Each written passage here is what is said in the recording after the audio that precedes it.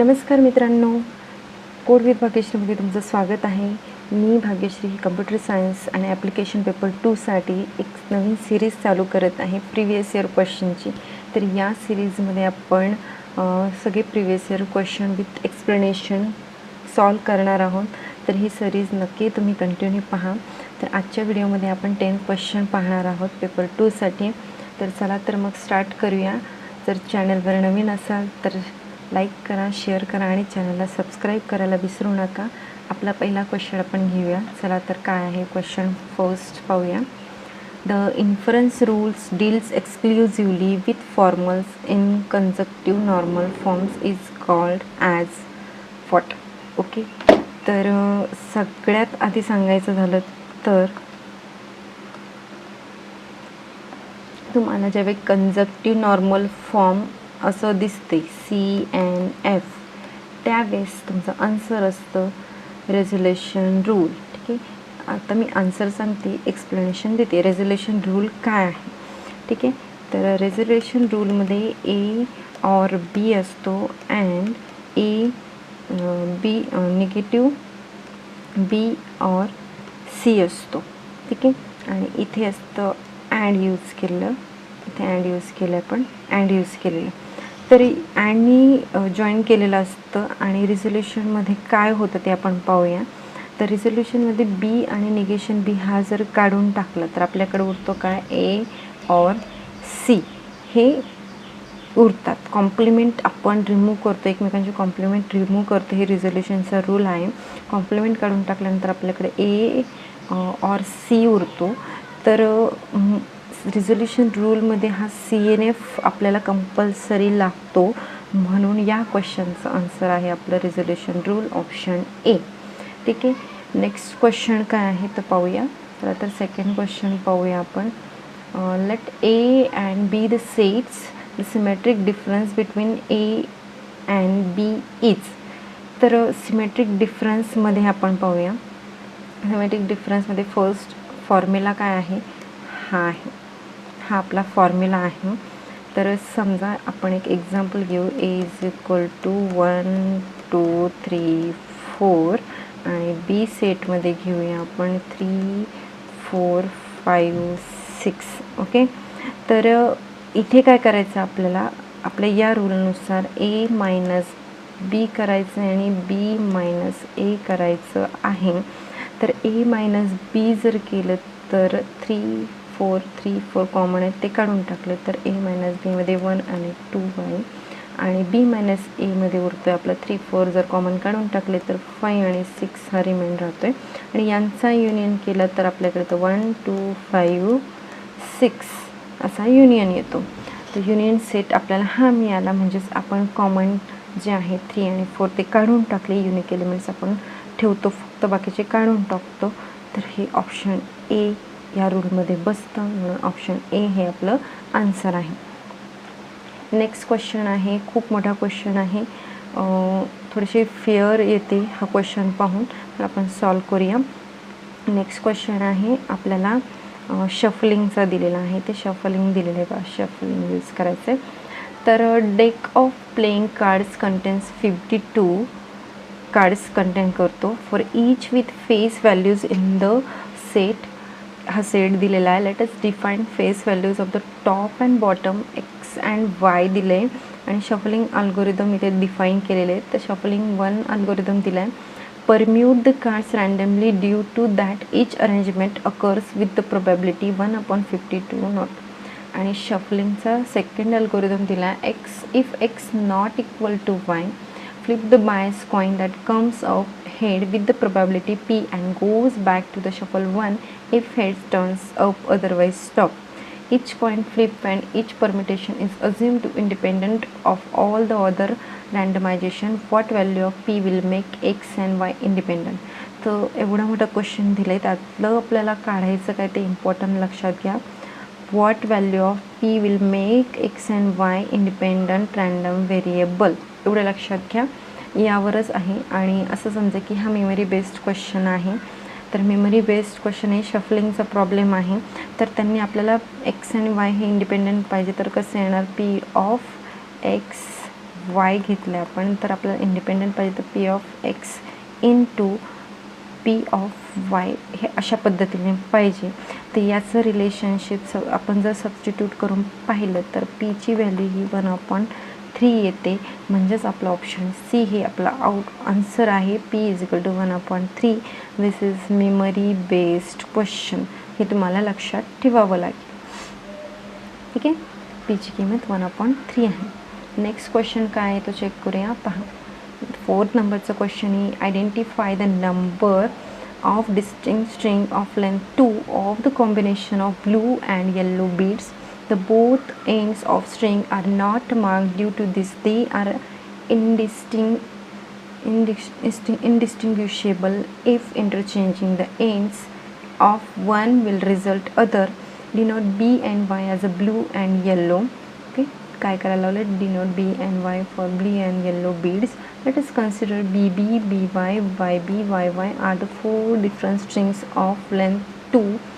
When equivalence between string is not taken into consideration, the number of equivalent classes into which the set असा set दिलेला आहे आपल्याला आणि इथे आपल्याला इक्विव्हॅलन्स क्लास काढायचा आहे. इक्विव्हॅलन्स तर पॉसिबिलिटी दिलेली तुम्हाला B B B Y Y B Y Y अशी कंडिशन एंड्स डिस्टिंग्विशेबल नाही आहेत म्हणून B Y is equal to Y B हे इक्वल असू शकतात. तर आपले क्लासेस कसे होतील?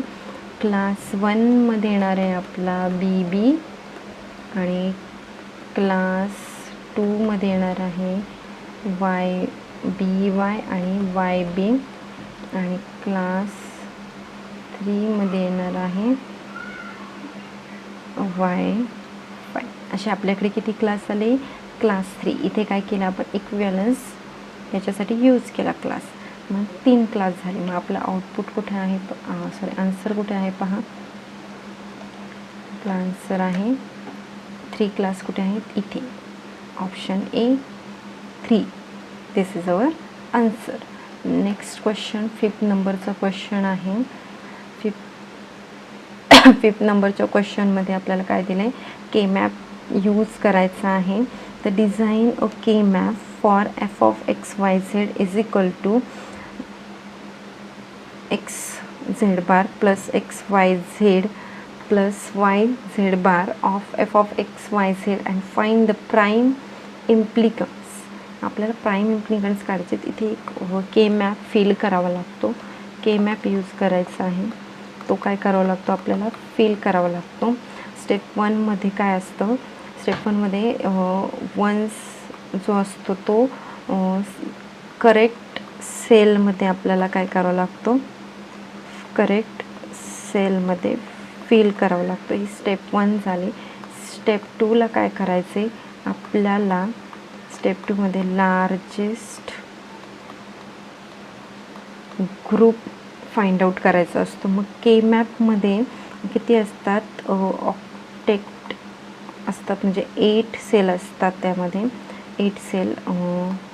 क्वॅडमध्ये 4 सेल असतात आणि पियरमध्ये 2 सेल असतात.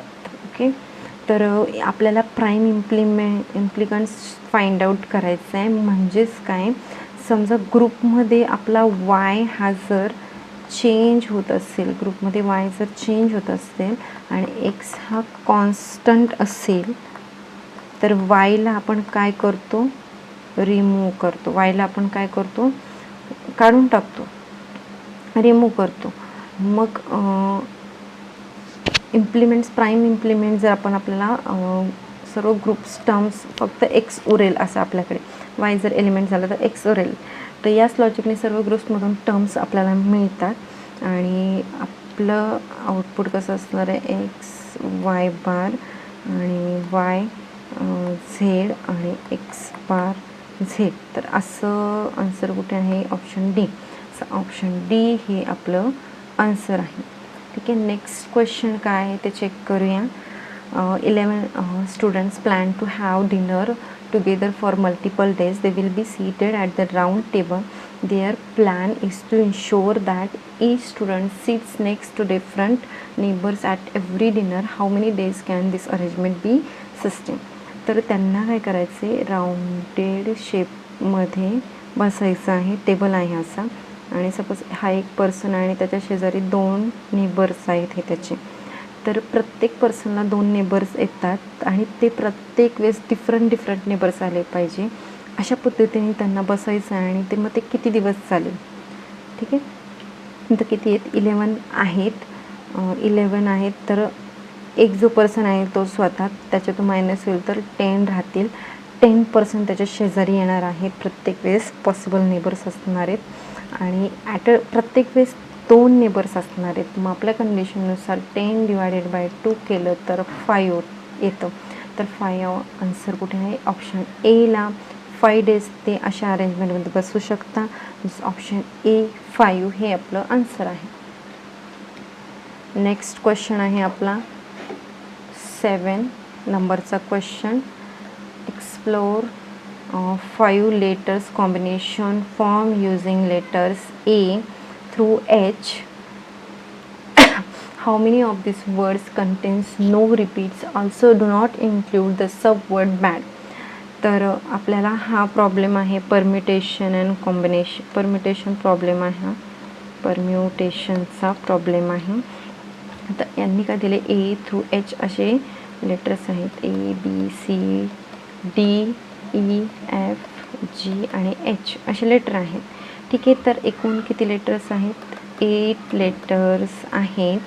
तर आपल्याला 5 पोझिशन फिल करायचे आहेत. किती? 5 पोझिशन फिल करायचे. ठीक आहे, ओके. तर मग आपण परम्युटेशनच्या मला टाकूया. 8 P5 घेतलं आणि त्याचं सॉल्विंग कसं असतं? 6 5 and 4. तर याचं जे मल्टिप्लिकेशन येणार आहे ते असणार आहे 6720 असं. तर अजून एक कंडिशन दिलेली आहे बॅड वर्ड्ससाठी. तर बॅड असलेले वर्ड्स आपल्याला ब्लॉक करायचे. कोणते? बॅड.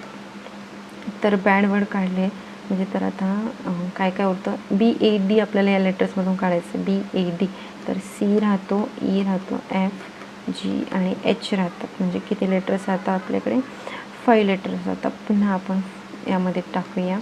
इज इक्वल टू आपल्याकडे ह्याचं जर सॉल्विंग केलं तर आपल्याला 20 मिळतं.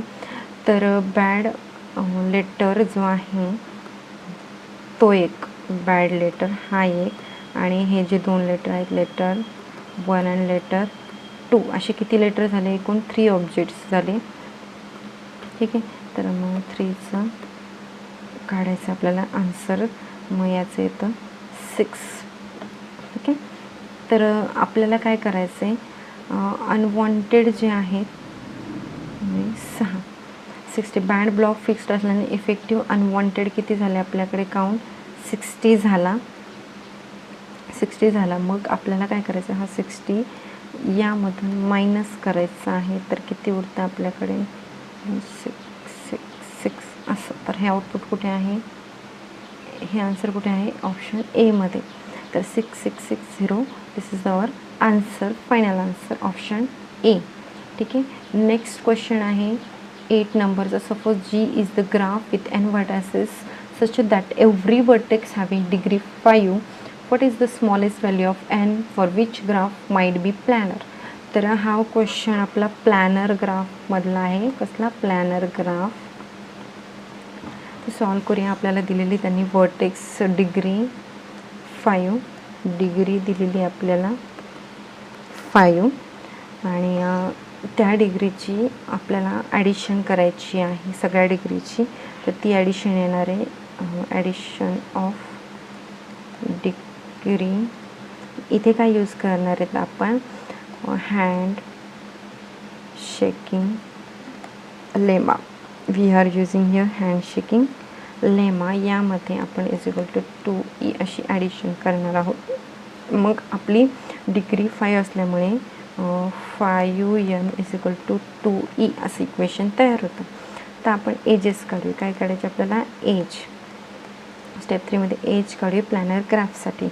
तर एज म्हणजेच E is less than or equal to 3n-6 असं आहे.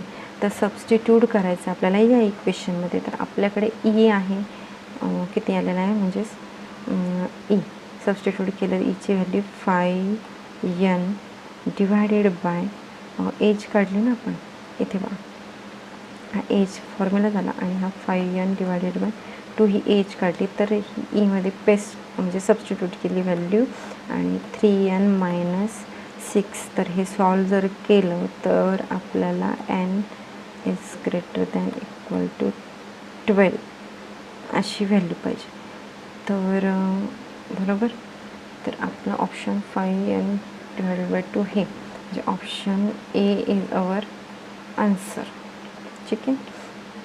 नेक्स्ट क्वेश्चन काय आहे आपला 8 झाल्यानंतर 9 नंबरचा क्वेश्चन आहे. 9 नंबरचा क्वेश्चन थोडासा लेंदी आहे. Let us consider the full Coca Cola bottles 7 half full and 7 empty. You want to divide the total 21 bottles among 3 persons that each will receive exactly 7. Moreover, each person must receive the same quantity Coca-Cola and solve the problem using integer linear programming. Find a solution. What will be the objective function? तर exactly answer काय आहे तर हा आपला जो question आहे हा it's related to feasibility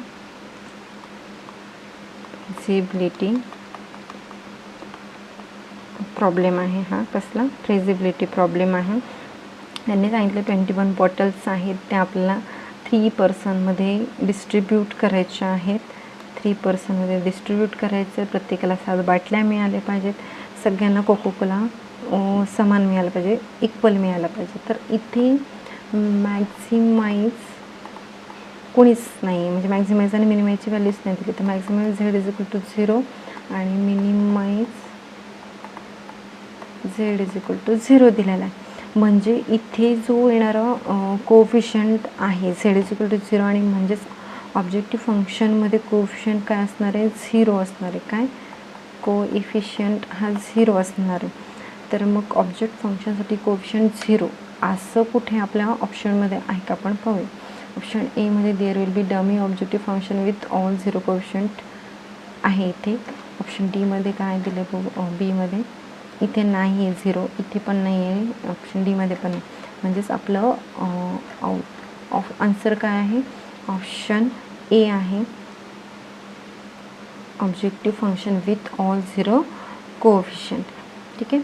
तर नेक्स्ट क्वेश्चन काय आहे आपला लास्ट क्वेश्चन 10 नंबरचा.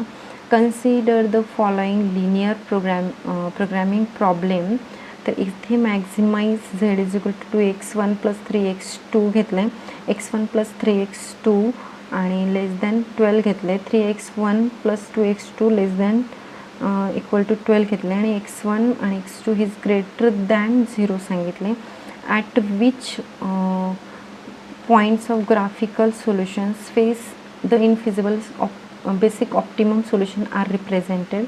तो ऑप्शन दिलेले आहेत आपल्याकडे. Corner points x1 0 x2 is equal to 6 आणि x1 इज इक्वल टू 12 आणि x2 is equal to 0 are infeasible.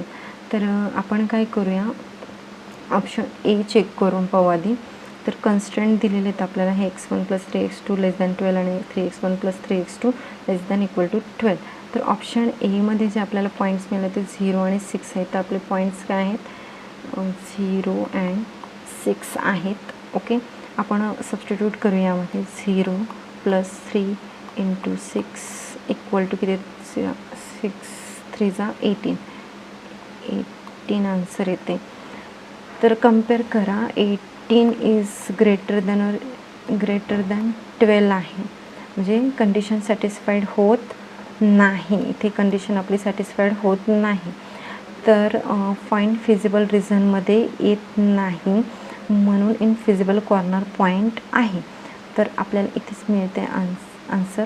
Corner points x1 0 आणि x2 6 x1 12 आणि x2 0 आर इनफिजिबल. म्हणजेच ऑप्शन ए हा काय आपलं आन्सर आहे. ओके. आय होप तुम्हाला हे MCQs माझं एक्सप्लेनेशन समजलं असेल आणि नेक्स्ट व्हिडिओसाठी रेडी राहा.